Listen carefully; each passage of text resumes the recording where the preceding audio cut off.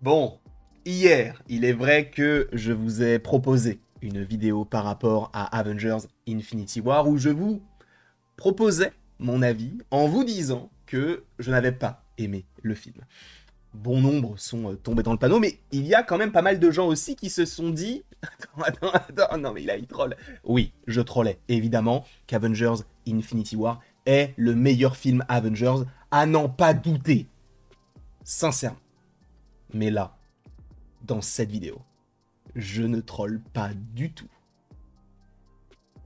Du tout. On va parler aujourd'hui d'une des plus grandes trahisons. Une des plus grandes disgrâces. L'esprit du mal est marqué sur sa face. Pour ceux qui auront la référence, bien sûr. Une des plus grandes fumisteries de l'univers Marvel. Iron Man 3. Et ouais, je sais d'avance qu'il va y avoir une vague de pouces vers le bas en disant « Non mais comment tu peux dire ça de mon film ?» Je te le dis, non mais je te le dis, j'en ai strictement rien à foutre. Entre toi et moi, je m'en fous. Je respecte le fait que tu aies aimé, mais le fait que tu aies aimé ne changera pas le fait que je n'ai pas aimé. Je dirais même plus, ce film est tout pourri. Il y a des choses évidemment qui me plaisent dans ce film-là, on va y revenir bien sûr. Il y a en fait deux choses qui me plaisent. Il y a le côté Iron Patriot, avec Rhodey, c'est vrai que... alors, à l'époque, il faut aussi remettre les choses dans leur contexte. À l'époque, on sortait d'Avengers.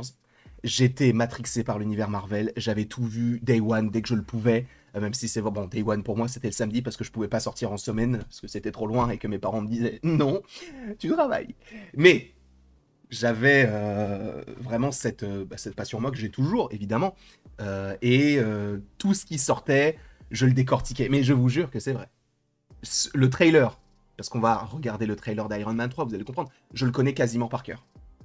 Pourtant, ce film, je le déteste. Mais justement, il faut savoir que ce film, les premiers trailers sont sortis, je crois, peut-être en 2012, dans ces eaux-là.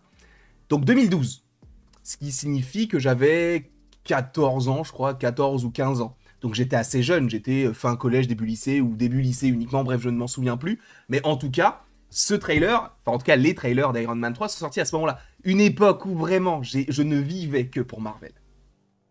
Je regardais les trailers en boucle. Sachez que j'avais un iPod nano violet avec le long écran, où justement, sur cet iPod-là, eh bien, j'avais, comment dire, j'avais deux photos. J'avais une image de Whiplash et une image de War Machine dans Iron Man 2. Et je me disais, mais attends, mais comment, mais c'est trop stylé, attends, j'ai trop hâte de voir le film et tout. Je n'ai pas du tout été déçu du 2, mais du 3, oui, parce que j'avais de grandes attentes. Alors, aujourd'hui, je comprends avec le passé qu'on a du côté des trailers Marvel et du côté de la finalité, qu'il ne faut pas forcément trop se focaliser sur les trailers, mais je le sais aujourd'hui, à l'époque, on n'avait pas, enfin, je n'avais pas ce recul-là, j'étais plus jeune, et en plus de ça, bah, ça n'était pas mon métier. J'en parlais de manière, tu vois, un peu... bah, j'en parlais pas, en fait, parce que j'avais personne à qui en parler, à part ma sœur et mes cousins. Mais c'est tout. Et quel n'a pas été mon étonnement quand j'ai vu le trailer. Quand j'ai vu le trailer, je me suis dit, là, on a affaire à un banger absolu. Là, ce qu'on va voir, je pense que ça va être bien mieux qu'Avengers. Tu vas me dire, mais oui, mais forcément, t'avais de trop grandes attentes.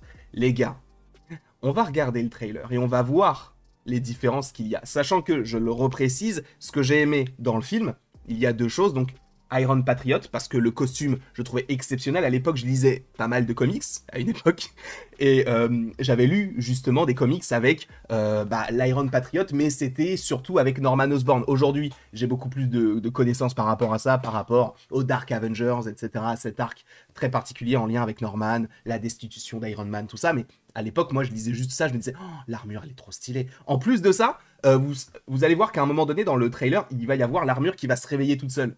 Parce que du coup, elle est connectée à l'esprit de Tony Stark et du coup, voilà. Mais ça, je pensais que c'était l'armure pensante. C'est un ennemi d'Iron Man. Et je me suis dit, bah les gars, ils vont mettre l'armure pensante. C'est Sentient Armor ou Sentient Armor, je ne sais plus comment c'était en anglais.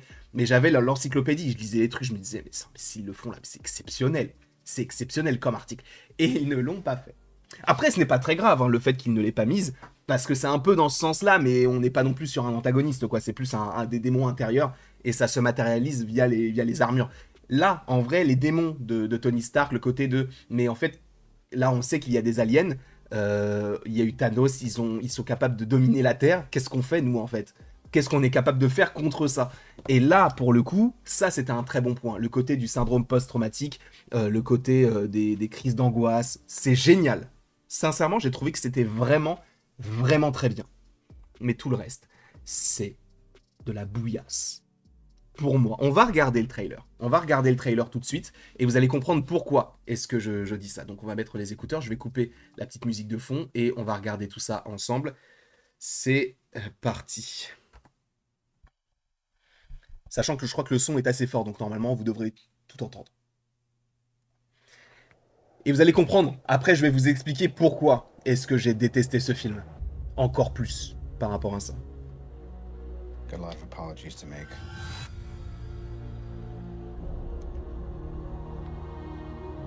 À l'époque, c'était Paramount. Nothing's been the same since New York. You experience things, and then they're over. I can't sleep. And when I do, I have nightmares. Le trailer est exceptionnel. Hein. Honestly, there's 100 people who want to kill me. I hope I can protect the one thing I can't live without. Sentient Armor. Je pensais que c'était ça. Plus de son.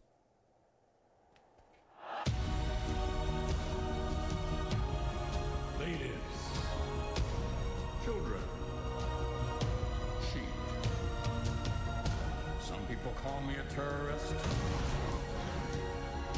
I consider myself a teacher. Lesson number 1. Heroes. There is no such thing.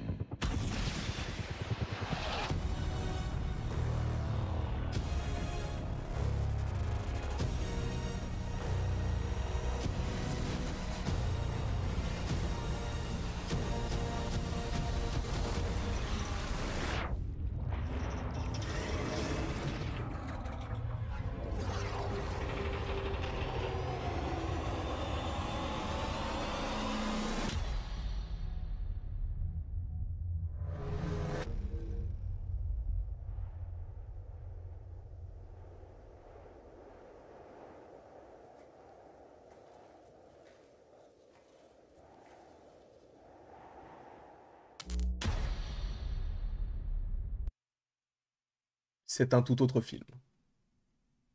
Ce film, et c'est là où a été ma plus grande déception, c'est que lorsque je suis allé voir le film, mon Dieu, je me suis dit c'est fini. Sachant que à la base aussi, en tant que tu vois que petit Warren, je me suis dit frérot, là ce qu'on est en train de me vendre, c'est pas foufou. Et en plus, moi j'étais matrixé par les scènes post-génériques. Alors je le suis toujours un peu, mais vu ce qu'il nous propose ces derniers temps, je le suis beaucoup moins.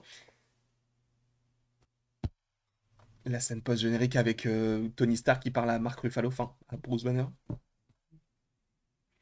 Et on va où avec ça? Je ne sais pas.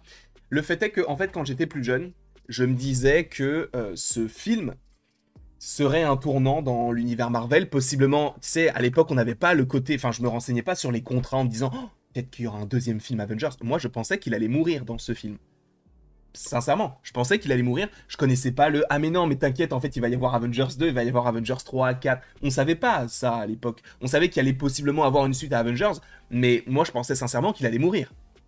Et là, quand j'ai vu ça, je me suis dit eh, mais surtout, la plus grande absurdité de ce film, c'est lui. C'est le mandarin.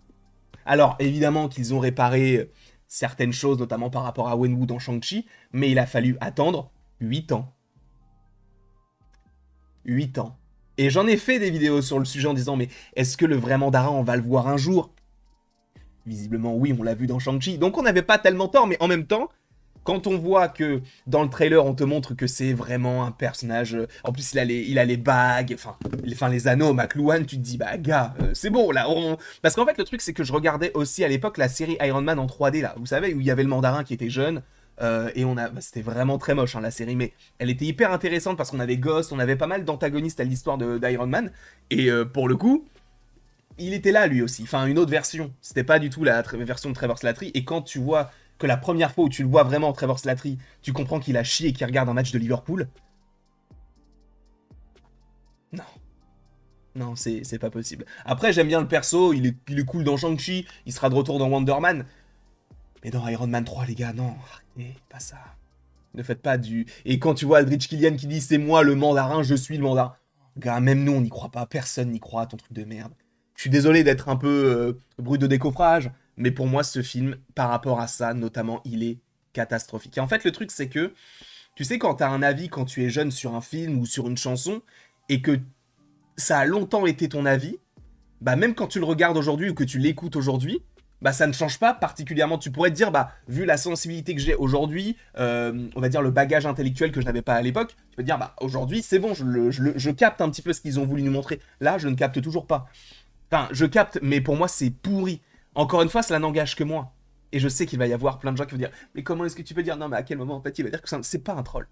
Je déteste ce film.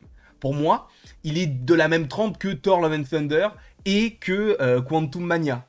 Sincèrement, c'est la même chose. Sachant, en vrai, est-ce que vous aimez bien ce genre de concept où on revient sur des films, c'est un peu aléatoire, on a fait Infinity War, on va faire Iron Man 3, on pourrait faire, tu sais, des films qu'on n'a pas évoqués depuis longtemps, sans que ce soit des critiques, parce que ça, pour le coup, des critiques, j'aimerais bien en faire en revoyant les films, en essayant d'analyser comment on le fait, etc.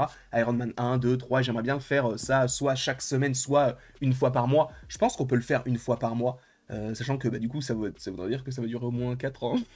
Parce que s'il y a une quarantaine de films, ouais, bon, ça va être un peu compliqué. Mais bref, en tout cas, je vais voir comment est-ce que je propose ça. En tout cas, n'hésitez pas à me donner votre avis dans les commentaires. Restez bienveillants, s'il vous plaît. Non, ce n'est toujours pas un troll, encore une fois. Je déteste ce film, et pour moi, c'est l'un des pires du MCU. Et tu vas me dire, mais il y a Thor 2, il y a ci, il y a ça. C'est la subjectivité. Thor 2, pour moi, il tabasse ce film-là. Et en plus, les films sont sortis la même année, 2013. Une année un peu compliquée hein, pour Marvel, on ne va pas se mentir. En tout cas, je vous remercie beaucoup d'avoir été présent devant cette vidéo. N'hésitez pas à l'aimer, à la partager, à la commenter, à vous abonner. Bref, vous faites évidemment ce que vous voulez. Et après tout ceci, il ne me reste plus qu'à vous dire à la prochaine pour la prochaine. Et encore une fois, merci beaucoup à vous d'avoir été présent. On se retrouve d'ici quelques temps pour de nouvelles vidéos, pour de nouvelles aventures. Et d'ici là, passez une excellente journée.